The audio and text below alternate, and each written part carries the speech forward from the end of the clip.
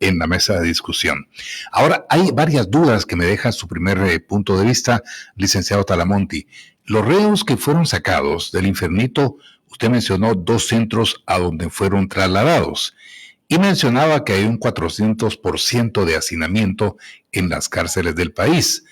Con el traslado de estos reos del barrio 18 a estos 2 centros carcelarios, recuerdo que uno de estos fue el de la zona 18, según recuerdo en este momento, ¿esto no provocó más hacinamiento y no puede ser también motivo para que estos privados de libertad o presos, como dice alguien aquí, que son sinónimos, pues vayan a adoctrinar o a dejar directrices a donde fueron trasladados, licenciado Talamonti? Absolutamente cierto lo que usted está diciendo y también el oyente. El modelo que tenemos que seguir es contrario. Recuerdo, le hablo por la experiencia propia. En el 2009, ¿qué es lo que hicimos? Tomar a los líderes, a los máximos líderes de las pandillas. Por ejemplo, un ejemplo, ¿verdad? Tomamos en aquel momento al Smiley, ¿se recuerdan del Smiley? Muy famoso en su momento. Tomamos a Daniel Pérez Rojas, por decir otro, alias El Cachete, el verdadero líder de los Zetas. Tomamos a Rigo Rico, aquel que le cortaba dedos a los secuestrados para exigir el rescate.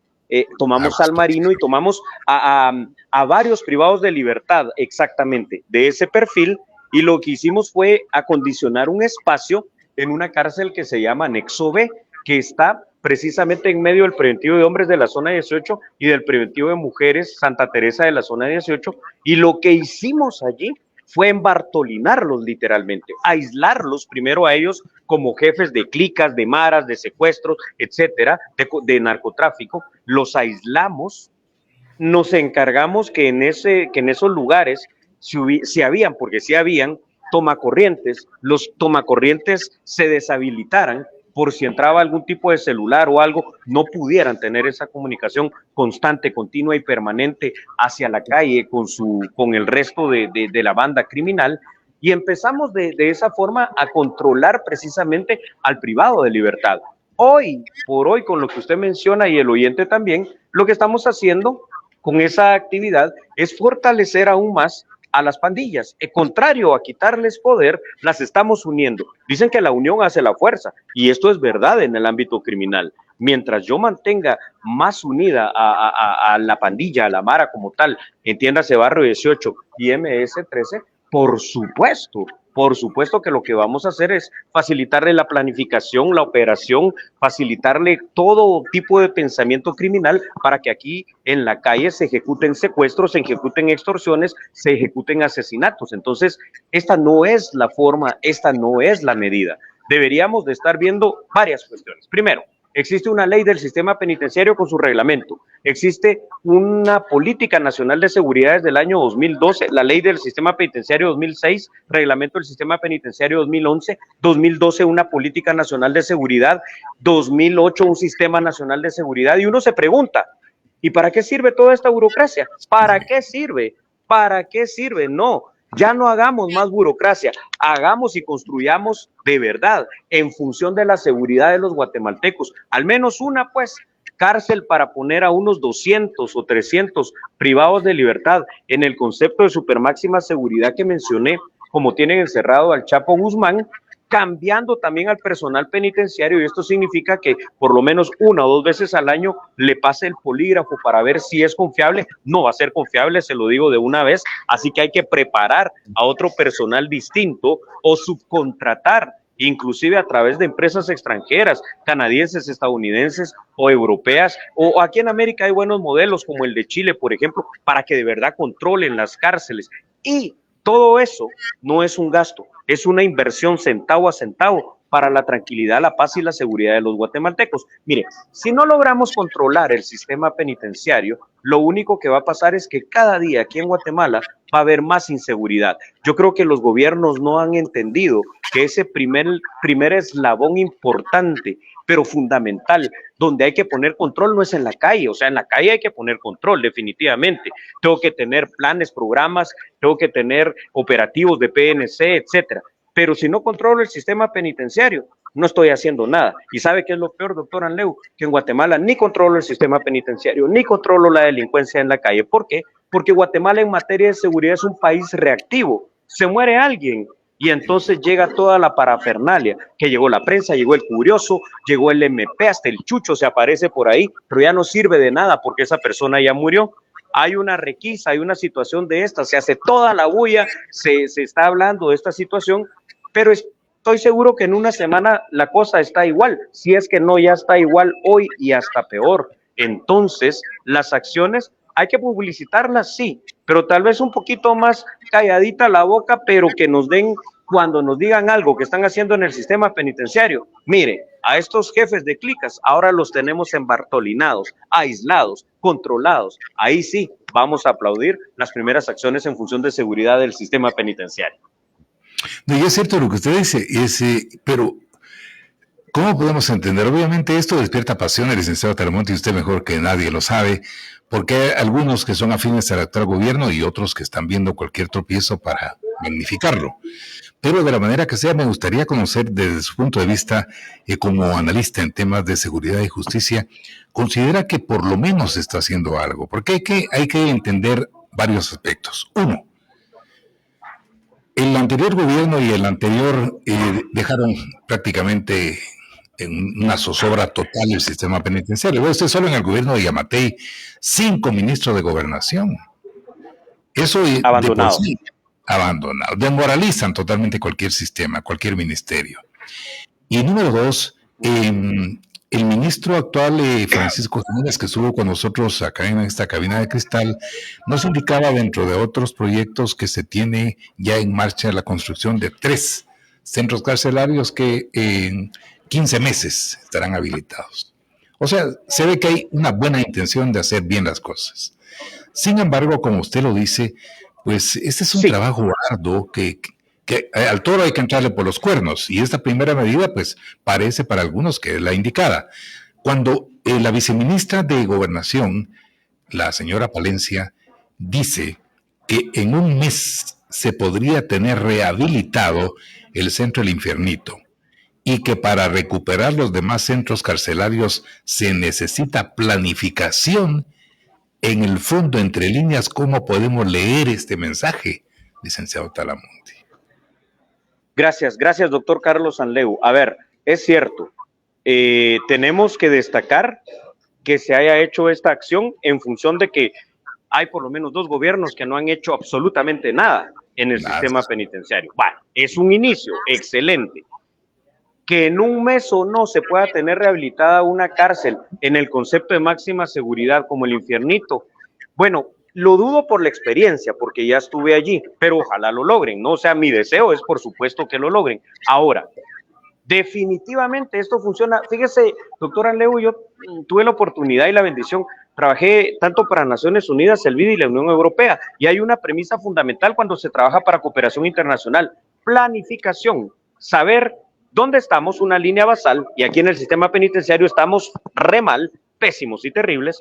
Entonces, hacer un POA, un plan operativo, un plan de acción, un plan que me permita saber cuáles son esas líneas de acción, hacia dónde voy, qué voy a hacer A, B y C, cómo voy a darle monitoreo y seguimiento al plan y cómo voy a ir eventualmente cambiando algunas cuestiones que puedan surgir sobre la marcha en lo financiero, en lo operativo, para que el plan sea efectivo y sea eficaz. Pero esto ya no es función solo del Ministerio de Gobernación y del sistema penitenciario. Aquí tiene que ser una cuestión conjunta. ¿Por qué? Porque esta es una función del Estado en general.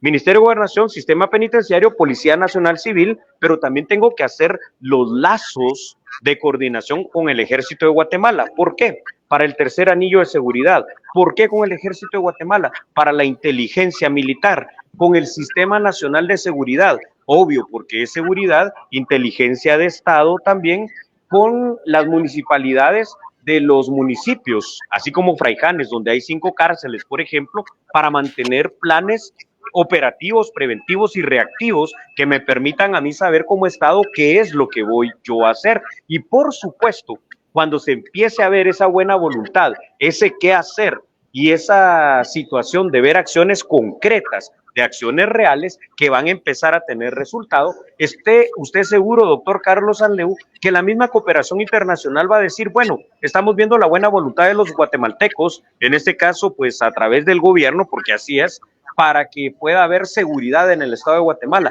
Queremos hacer una donación para construir X módulos de máxima seguridad, o queremos hacer una donación para construir una cárcel de máxima seguridad. Se va a lograr, y pongo solamente un ejemplo. Aquí a la par, ¿qué ejemplo más admirable el que nos da el presidente Nayib Bukele, que encontró un país, es cierto, más pequeño, con menos población, pero igual de terrible en función y en materia de seguridad por el actuar de las maras. Y sin embargo, en estos primeros 4 años, ahora que ya tomó posesión de su segundo gobierno, en esos primeros 4 años logró poner control. Y al dar seguridad, El Salvador cambió su imagen no solo al interno, sino que a lo externo. Ya organizó un concurso de belleza a nivel mundial y famoso y conocido, organizó un campeonato de surf, hoy está atrayendo mucha inversión nacional y extranjera, hoy El Salvador está atrayendo a muchos turistas, cosa que en Guatemala podemos hacerlo si logramos entender que la inversión en la recuperación, en la reestructuración,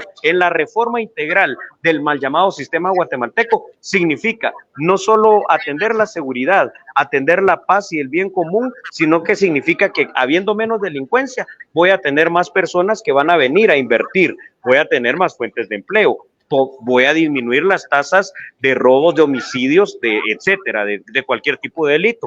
Y voy a frenar un poquito también el fenómeno de la migración, porque se va a poder vivir al menos en paz y en seguridad en Guatemala. Esa es la importancia toral de lo digamos que pasó este fin de semana por las autoridades de gobernación, que no deja de, como le digo, aunque es la obligación y el trabajo de ellos, no deja de ser destacable, no deja de ser plausible. Ahora, licenciado Talamonte, ¿qué comentario le merece o cuál es su punto de vista sobre que han sido encontrados más de 184,000 quetzales en caletas y 30 celulares escondidos, que fueron localizados precisamente utilizando equipo tecnológico por parte de las autoridades?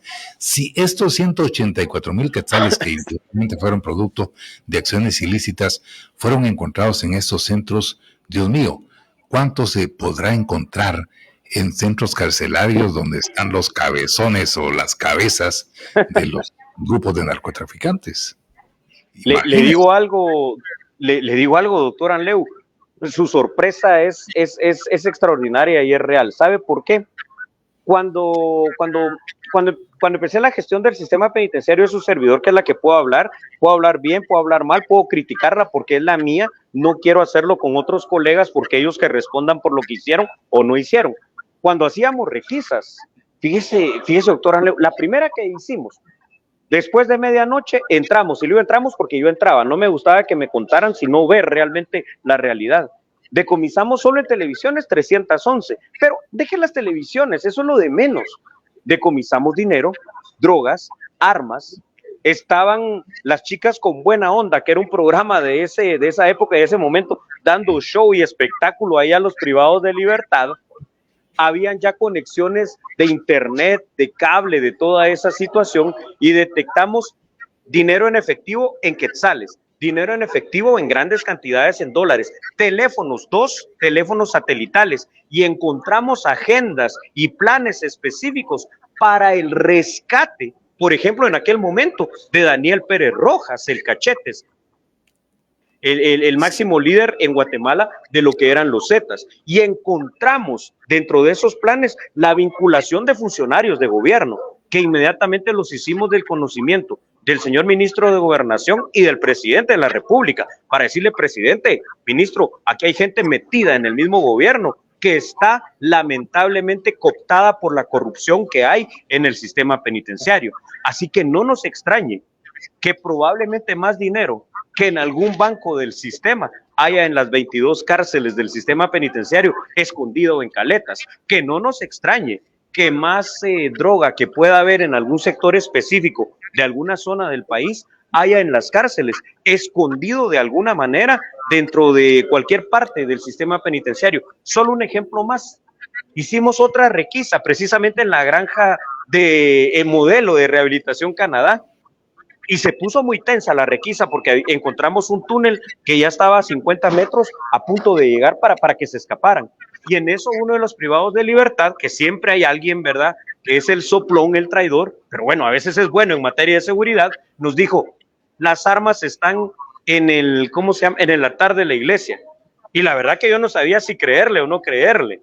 Le pedí perdón a Dios, pero entramos con el equipo élite y dije, derriben el altar de la iglesia. Y efectivamente, había un arsenal de armas de alto calibre ahí. Y volteo a ver al director de la cárcel y le pregunto, ¿y esto cómo entró acá? ¿Y sabe qué respuesta triste me dio? Me dijo, es que si yo no lo dejo entrar, allá afuera me matan. Otro problema que hay que analizar, el descuido que tiene el sistema penitenciario del Ministerio de Gobernación por los directores y subdirectores de centro, pero también el hecho de no escoger a las personas correctas, a las personas adecuadas para que con valor, pantalones o faldas, porque son también mujeres a veces valientes, pues hagan lo que tienen que hacer.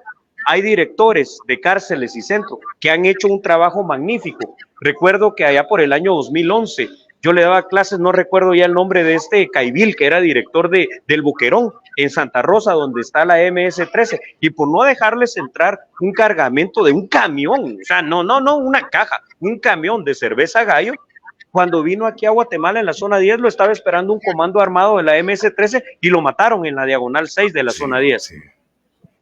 Daños colaterales, víctimas colaterales, pero es lo que hay que hacer las cosas bien.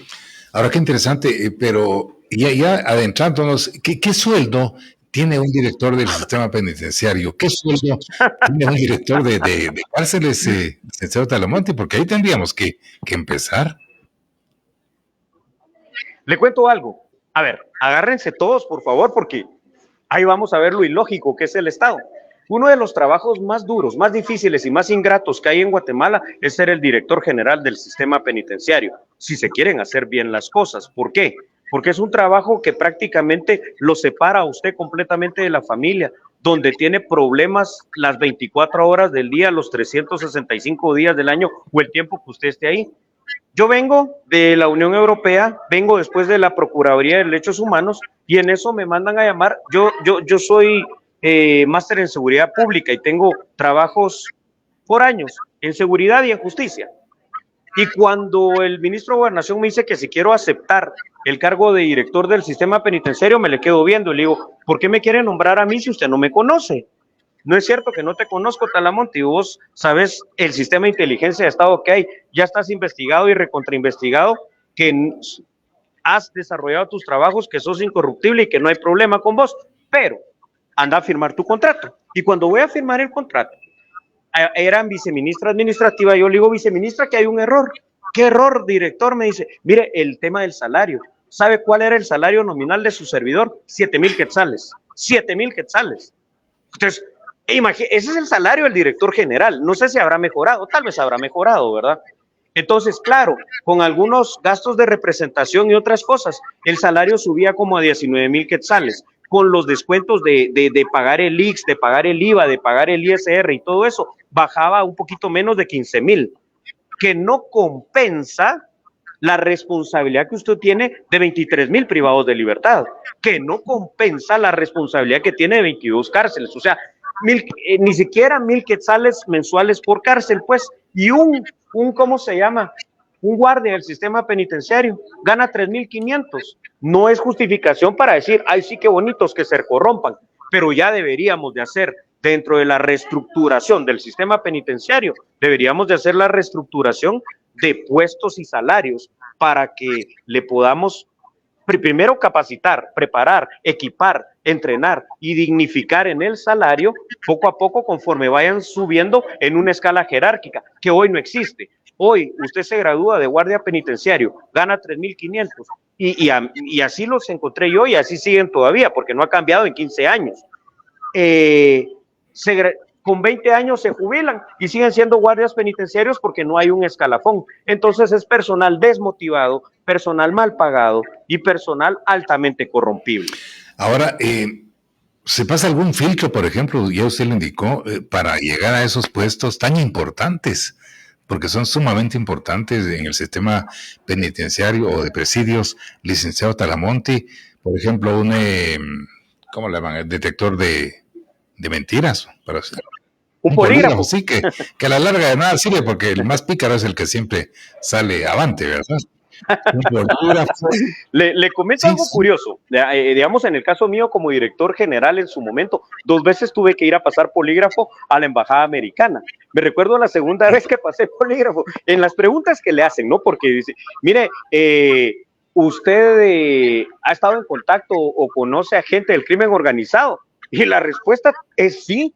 No porque sea criminal, soy el director del sistema penitenciario y en el día a día estaba precisamente en contacto con esta creminata del crimen organizado. Ahora, ¿cuál es el problema? Esto, si mucho, pasa con el director general, con el subdirector general y tal vez con algunos directores de centro, pero no pasa con los guardias, no pasa con el resto del personal. Y nosotros, como Estado de Guatemala, deberíamos de controlar esta situación al menos un par de veces al año con la gente que en el día a día está en contacto con el privado de libertad, que son los guardias. Y aparte habría que repensar también los turnos inhumanos. Doctor Carlos Anleo, a ver, si usted empieza a trabajar como guardia penitenciario, tiene un turno de 8 por 8, es decir, entra el jueves y sale hasta el próximo jueves. 24 horas durante esos 8 días metido en las cárceles. 24 horas durante esos 8 días compartiendo con esta gente, comiendo lo que puede comer. Se le da el rancho, que es la comida del sistema penitenciario. ¿Sabe qué hice yo? Un par de veces con los subdirectores que tenía. Les dije, miren, mañana los espero a las 7 aquí en la dirección general. Vamos a hacer tal planificación y de una vez vamos a desayunar. Y desayuno pasamos el rancho, la comida que se le pasa a los presos. Una comida carísima, de alta corrupción, que no sirve para nada y que nos está costando millones. Cosas como esas, fuera del personal, tenemos que controlar. Antes, en las granjas modelo de rehabilitación, por ejemplo, el privado de libertad todavía, yo no digo que no cosechen, que no hagan eso, lo hacen, están cosechando, tienen sus animalitos y todo, pero producían su propia comida y cocinaban. En cambio, hoy estamos invirtiendo como Estado de Guatemala, dependiendo del centro, 40, 50, 80 quetzales diarios en alimentar a un privado de libertad, y en las escuelas estamos dando menos de 6 quetzales para la refacción escolar de un niño. Como que ahí hay un desfase que no cuadra, como que ahí hay algo ilógico que estamos haciendo mal como Estado. Ahora, por acá tengo un comentario dentro de los múltiples y valiosos que nos envían, licenciado Talamonti, de don Alberto Núñez Lossi. Dice, hace años hice trabajo social voluntario en Pavoncito, llevando clases de alfabetización y de Biblia. Tenía un poco de temor recordando los sangrientos motines, pero me encomendé a Dios y acepté el reto. Para mi sorpresa, muy agradable, por cierto, me di cuenta que el reclusorio estaba muy ordenado y limpio, muy bien pintado, las paredes y techos remozados, los bordillos y áreas verdes bien conservados, iglesias evangélicas y funcionando, igual una iglesia católica muy bonitas. Eso ya cambió al momento actual, licenciado Talamonti. Vea qué bonito lo que nos dice el oyente, doctor Anleu. Le comento que así era. No cuando yo era director general, porque no me voy a abrogar cosas que a mí no me competen, porque sería mentira. Pero sí cuando trabajaba, le comenté, 4 años en Unión Europea, que estuvimos viendo temas de rehabilitación y de reinserción social, pasaba lo que dice acá el distinguido oyente. Perdón que le interrumpa, no sé que no es correcto porque se pierde el hilo secuencial, pero hay algo más que apunta nuestro internauta y que tiene mucho de razón. Sí. Dice, todo estaba ordenado en el centro penitenciario porque el responsable era el capitán Byron Lima. Era él el que mantenía la disciplina en los centros carcelarios. Mire qué punto tan importante. Sí, es cierto. Voy a empezar entonces por lo último. Es cierto que en paz descanse el capitán Byron Lima, una figura polémica dentro de lo que es el sistema penitenciario. Un hombre recio, un hombre que mantenía el orden y el control de las cárceles. Sí, él era el verdadero jefe de todas las cárceles. A él le informaban los 22 centros, todos los días más o menos a las 6 de la tarde, quiénes entraban, quiénes salían, por qué delitos entraban. Y en la cárcel donde él estaba, que era Pavoncito, un orden, control y respeto al estilo militar. Bueno, él era militar, ¿no? Recordemos esa situación. Y entonces uno dice, si un privado de libertad podía mantener ese orden, control y respeto, ¿En qué cabeza humana, en qué lógica nos cabe que el Estado de Guatemala, con 3,000 agentes penitenciarios, no tenga el valor de tomar ese control también?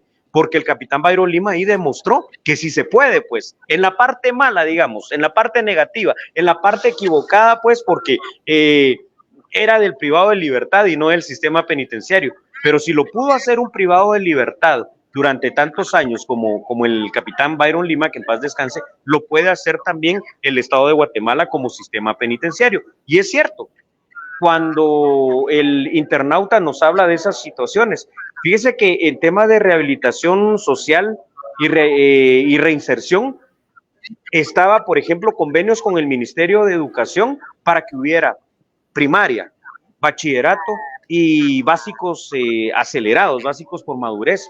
Había convenios con la Universidad Galileo, con la Universidad Mariano Galvez, y no recuerdo con qué otra universidad, para que se dieran clases en estas granjas de modelo de rehabilitación. Habían convenios con empresas para que, por ejemplo, llevaban los sacos, los quintales de arroz, y ahí se tenía, por ejemplo, en Pavoncito y en el COF, donde estaba Byron Lima, y cerca de donde él estaba, donde los y las privadas de libertad, porque eran hombres y mujeres en ese caso, tenían las bolsitas para llenar de frijol la libra, para llenar de frijol, para llenar la libra de arroz.